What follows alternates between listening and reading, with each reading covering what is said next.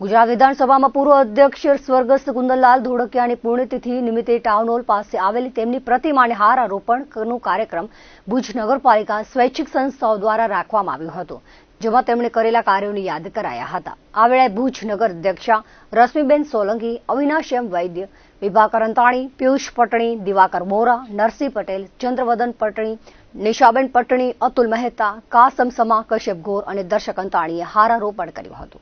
ગુજરાત વિધાનસભાના માજી અધ્યક્ષ શ્રી કુંદનલાલ ધોળકિયાની 14મી પુણ્યતિથિ નિમિત્તે એમની પ્રતિમાને હારારોપણ કરવામાં આવ્યું।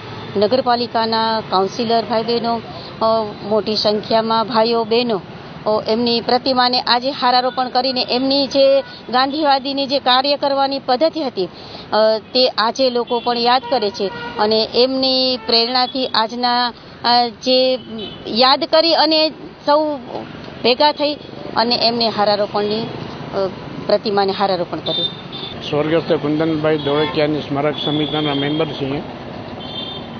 ગુજરાત વિધાનસભાના પૂર્વ અધ્યક્ષ શ્રી કુંદનભાઈની આજે 14મી પુણ્યતિથિ નિમિત્તે એને શ્રદ્ધાંજલિ આપવા માટે આપણે સૌ મળ્યા છીએ।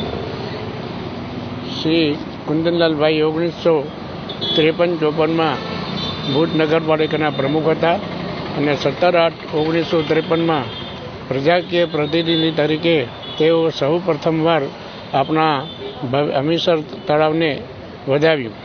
1952થી 57 એ ગુજરાત મુંબઈ ધારાસભાના સભ્ય હતા અને 1975થી 1980 સુધી ગુજરાત વિધાનસભાના કચ્છમાંથી સૌ પ્રથમ અધ્યક્ષ બન્યા હતા અને એકદમ સિદ્ધાંતવાદી, શિસ્તના આગ્રહી, પાલન કરતા, સમય પાલન કરતા અને ગુજરાતના જેટલા અધ્યક્ષો થઈ ગયા એમાં એનું નામ ખાસ આગળ પડતું છે। ઉપરાંત 2001માં ધરતીકંપ આવ્યો ત્યારે પ્રજાકીય લોકોને ખૂબ જ તકલીફ પડતા એમને પોતે 31/12 ડિસેમ્બરના રોજે આમરણના ઉપવાસ ઉતર્યા અને સરકારને લોકોની મુશ્કેલીઓ પડતી હતી એના તરફ ધ્યાન દોર્યું।